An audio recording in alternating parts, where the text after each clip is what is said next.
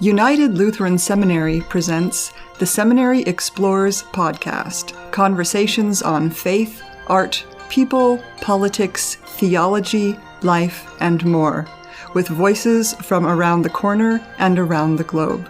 We're broadcasting today before a live audience. I'm sure that's a controversial statement, but the group will at least support me in the idea that we've done this before. Our guest today has been spending the month in a kind of a victory lap. She has been touted and spent many hours hearing the kudos and congratulations and thanks. And we'd like to change the venue just a little bit and say something about those issues that were most interesting and most challenging.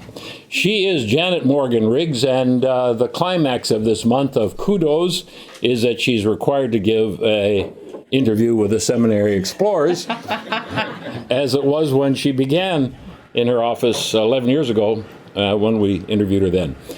I'm Jerry Christensen, and this is the Seminary Explorers. Janet Morgan Riggs has been with this college now for 11 years, but actually you started as a student in 1973, and except for 4 years at Princeton, the New Jersey version of Gettysburg College, you've been with the same institution for more years than either of us can count. Since I get the perk of being the interviewer, so let me ask the one that concerns me a great deal, and I think the people in this audience would be with me on this one, and it was one I asked 11 years ago. The president of a Wisconsin state school some years ago, not that long ago, said that the way they were going to save money and increase enrollment was to eliminate philosophy, history, and literature. So my question is, what is the status of the liberal arts that, as you know it, around the country? And what is the status at Gettysburg College, where you've been president for so many years? That's a great question, Jerry. And I will say, I think there are a lot of misperceptions about liberal arts education in the public, and it's our responsibility, those of us who are at colleges of the liberal arts and sciences, to try to speak out about those misperceptions. You hear a lot of stories about, these philosophy majors who can't find jobs, or why don't they do something practical like welding, those sorts of things.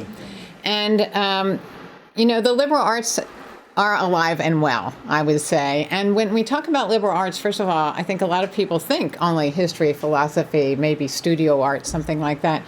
But the liberal arts is broad-ranging. It includes the natural sciences. People get very surprised when I talk about mathematics or neuroscience or molecular biology at Gettysburg College. That's part of a liberal arts education. Well, yes, indeed, it is. Social sciences, natural sciences, arts, and humanities.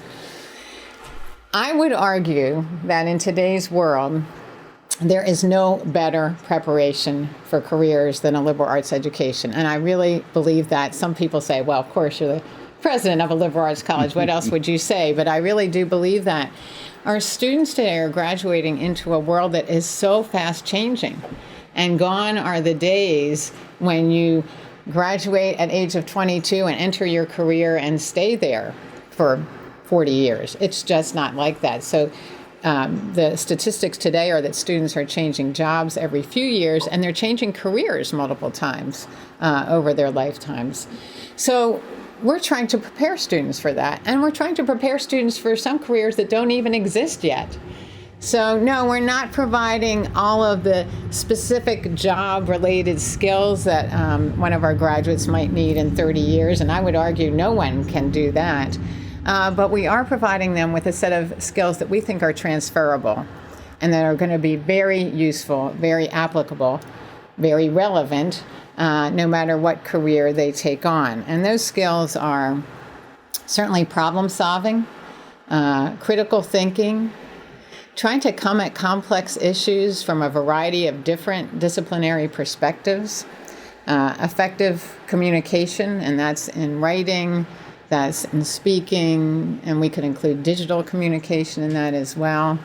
An understanding of people who come from a vast variety of cultural perspectives, an ability to work with others in teams. All of those are the kinds of skills that these graduates are going to need in the workforce. And those are the things that we teach at a liberal arts college. And we teach them whether you're majoring in philosophy or biology. All students are receiving that set of skills. When I mentioned those 3 courses, of course, I'm a little bit prejudiced, as others might be in those fields. But the point you're making is that no matter what the courses are, within limits, the main thing about a liberal arts education is the ability to think critically and speak and dialogue and communicate with critical acumen. The other thing that I want to say, and again, I think this is something that this particular group will appreciate, is at a college like Gettysburg, there is a clear focus on civic responsibility, civic engagement and social responsibility, I would say. And we need that. I mean, that is a public good that we're offering. Sometimes that gets lost in the focus all on career, and we feel very firmly we do need to be preparing students for careers. But we also feel that it's very important to prepare students for active citizenship and to feel responsibility in their communities to affect positive change. And that too, I think, is a very important component of what we're trying to do. The college has a center for public service. Yes, we do. And a lot of people use it. Yes. In fact, that center evolved pretty directly out of our Lutheran affiliation. The first director of that center, Carl Mattson, was a chaplain at Gettysburg College. And that Center for Public Service has really evolved in some remarkable ways. I can't tell you the number of students each year that are involved in its programs. I don't have that in my head, but it's a tremendous number of students, and a majority of students have some exposure to it during their time at Gettysburg. And they engage, again, in problem solving, working with community partners around issues that are complex, that aren't solved quickly with a Band-Aid, that need longer-term solutions. We don't expect our students to come in and provide the answers, but we expect them to come in and work with community partners to start generating some solutions. And they do that here in the local community as well as communities all over the world, literally. That was the first of our interesting and challenging issues. Now it's your turn to select your own. What were the most interesting and challenging issues that you faced in the past 11 years? I don't think I need to suggest any. I think you've got a list that is longer than the next 20 minutes or the 10 that we have left. Yes. And my next question is...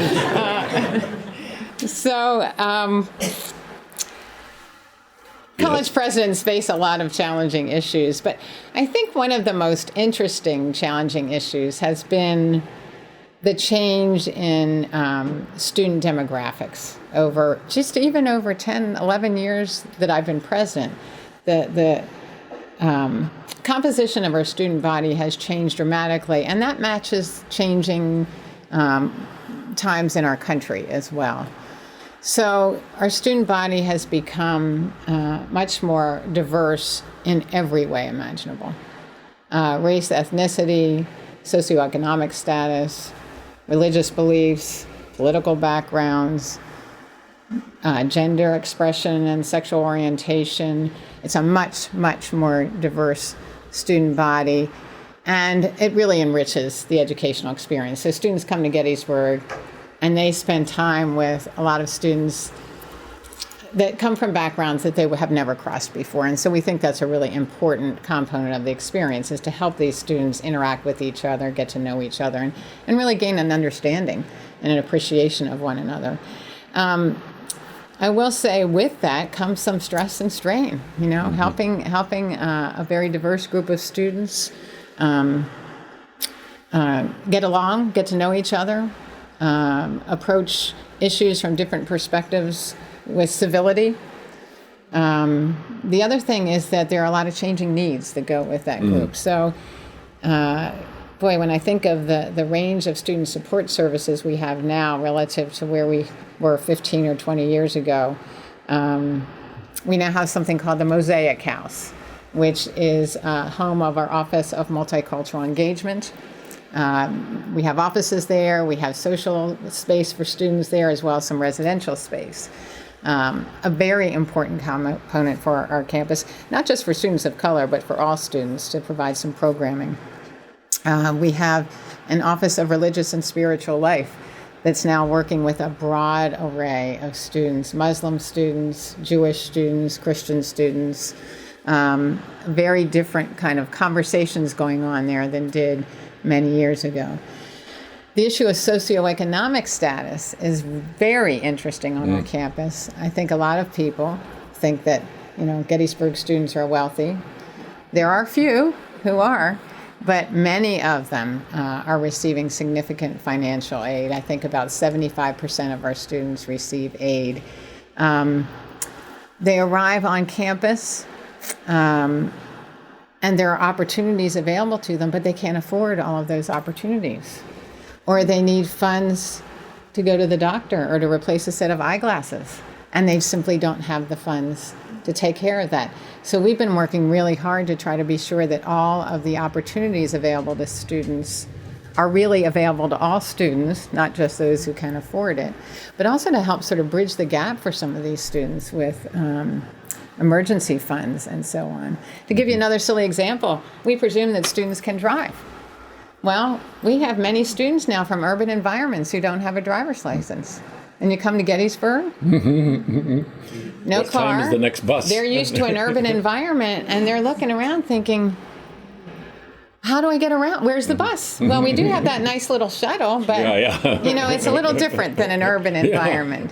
So there's a lot of trying to meet the needs. And I'll keep going with this list. Another big shift among this generation of college students, and certainly not just specific to Gettysburg, is an increase in mental health issues.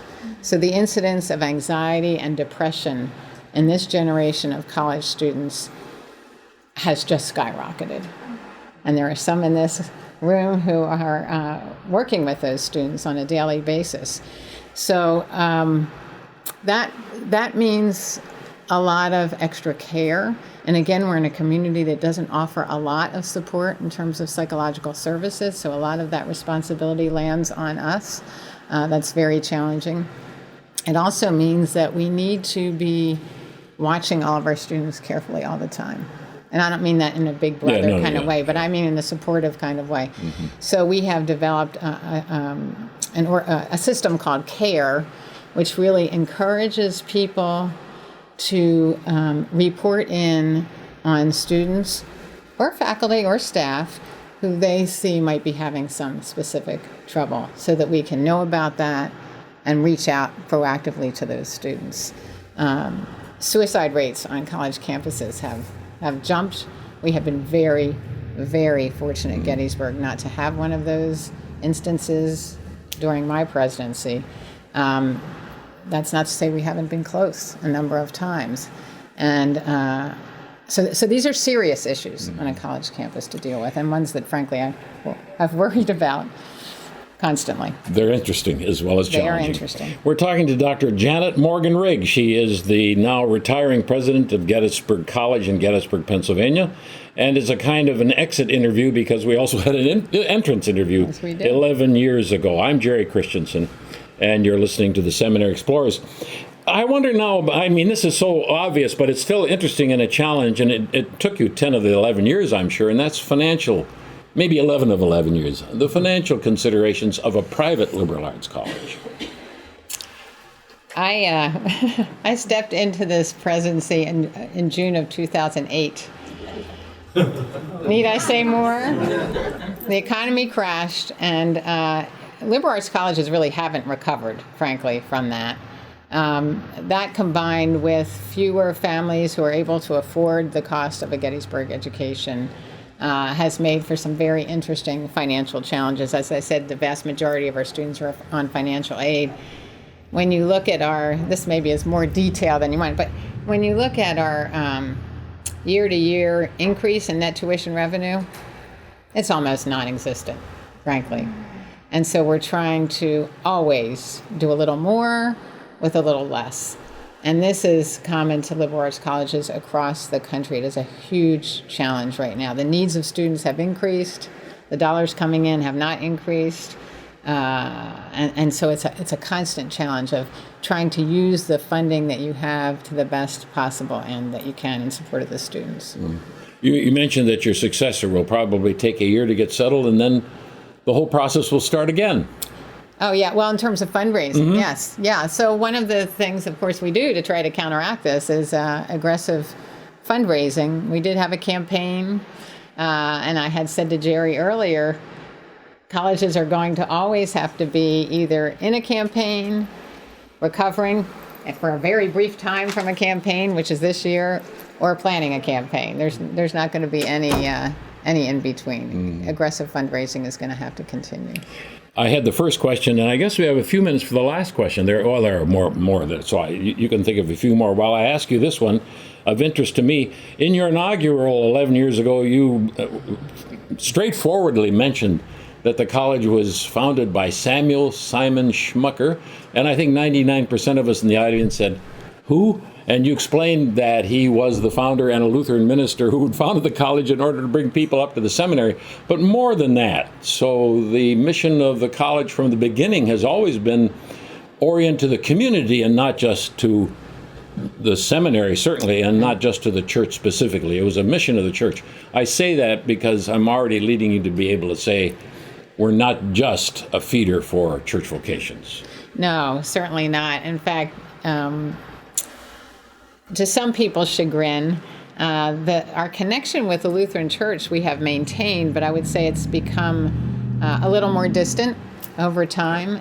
The percent of Lutheran students we have is minuscule. It's in the single-digit percentage. But that's not to say that the sort of core values and mission, that service to the community, is not clearly embedded in our work. And I do think our Lutheran heritage has had tremendous impact on who we are today, and it continues to. Yeah.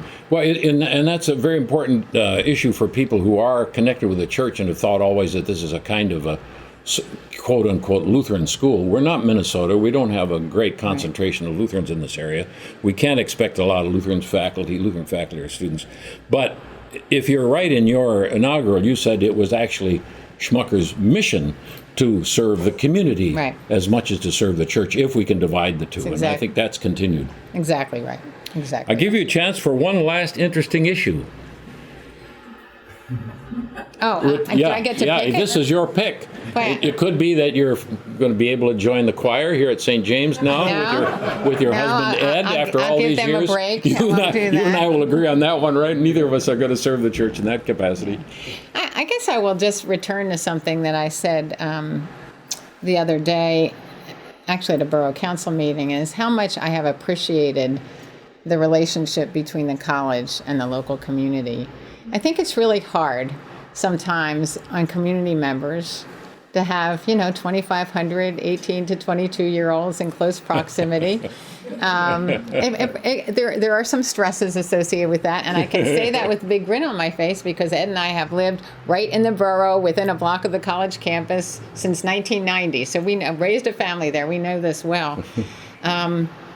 We have tried to work very hard with our students to reinforce in them the importance of being respectful to their neighbors and their understanding that they have families living next door to them and so on. And, they're 18 to 22, and sometimes they remember that and sometimes they forget.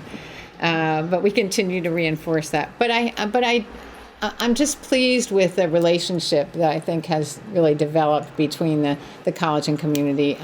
It's been here for many, many, many, many decades, but I think over the last 10 years, maybe that relationship has gotten even stronger. We are pleased. Gettysburg College is so pleased to be able to contribute to the community in some important ways, whether you talk about the Majestic Theater or the hotel, or whether you just talk about having events that are available to community members, lectures and musical programs and theater, and much of which is, if not for free, very low cost. And we want to continue to build that relationship. I just think that's important, and I think it's very important that relationship continue to be symbiotic, where the college and the community support one another, and that's certainly something I've talked to my successor about. In this time of your retirement, you've been thanked, I'm sure, by the community, but let us do it one more time to thank the college for the impact it makes on this particular community, as do small liberal arts colleges around the country.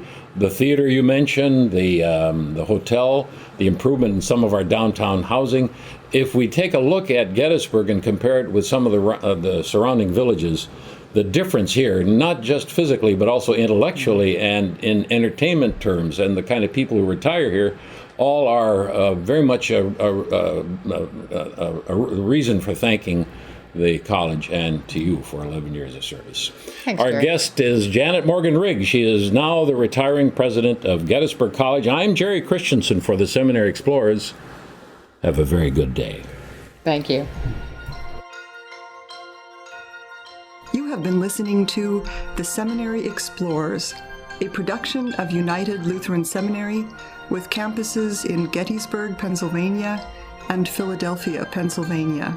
We invite you to visit our website at unitedlutheranseminary.edu.